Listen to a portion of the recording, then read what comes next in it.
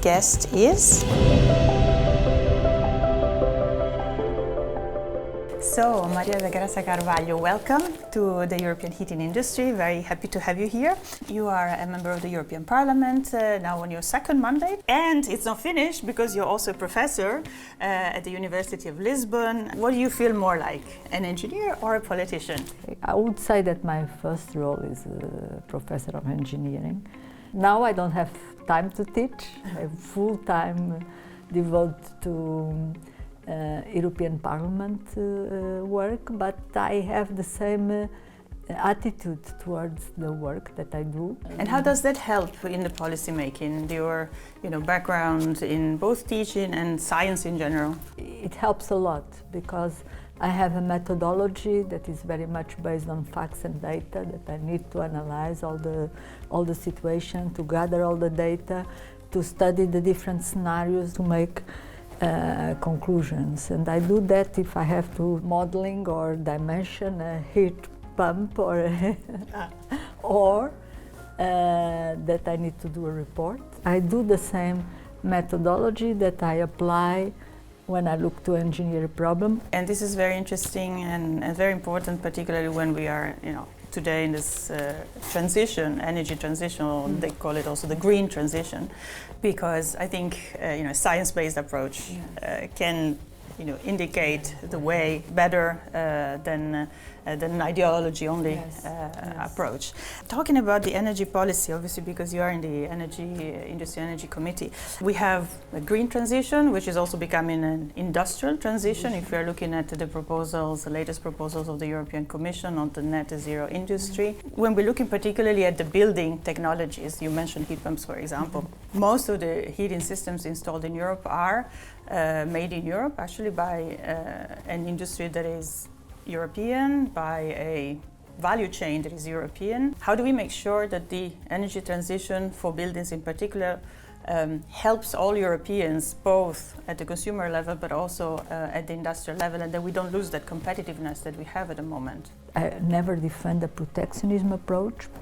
Rather, I defend that we need to have the right legislation, simple, not bureaucracy, and we need to invest in skills. We need to have the right skills for the jobs. It's very important for what we call now the strategic autonomy, is investing in skills, is investing in research and innovation and creating the right framework without a lot of bureaucracy, with the right incentives for investments in Europe, that we continue to have a European-based industry in your sector. And we hope that we can revert some other sectors more to be European basis than they are.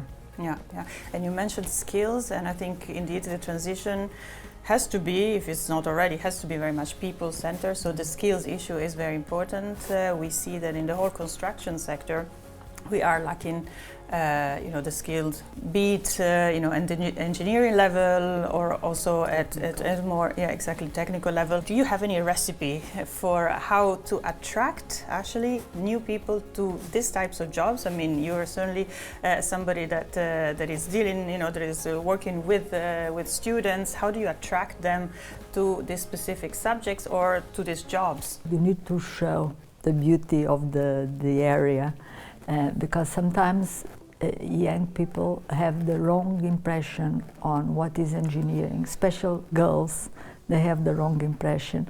We are neglecting half of the population because we have very few women in engineering, but much less when you go for mechanical engineer or electrical engineer in the energy field. And also in the digital, so the two big transformations that Europe goes through, energy and digital, that we can in certain way combine. You have very few women choosing these areas, very few students, and we need to change that.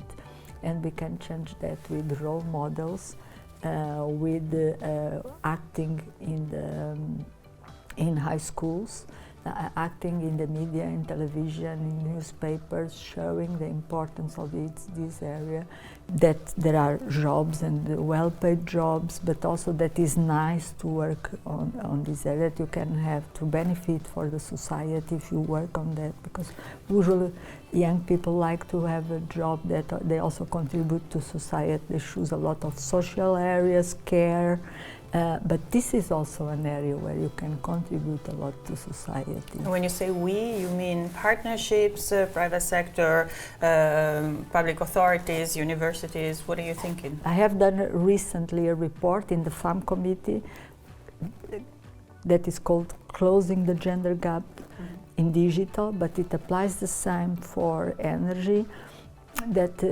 have defined the role and possible measures both for the society in terms of families, the schools, the governments, the European Commission, the European institutions, and the media in general, the way they, and also the private sector. They also have a responsibility to speak out and to show the women that they have already in good positions, in order to attract more women for this area. That's right. It starts from very small kids. The decision is not the detailed decision, but the big area, it starts when you are very, very young. You need to start early. Well, thank you very much. It sounds like we have challenges, we have opportunities, but we have also a vision, and I think this is all positive for the green transition that we are looking at implementing soon. Thank you so much for your time. Thank you for the opportunity. How do you grade this interview? That's a difficult one. No, but it's an innovative interview. That's right. Yeah, it's different, so it's good. I mean, to be good. Diversity I'm glad. and Sent from a professor, I'm glad. Yes. Thank Not you. the boring usual interviews that we have in Brussels. And done by a woman. That's right. Makes a difference. Thank you so much. Thank you.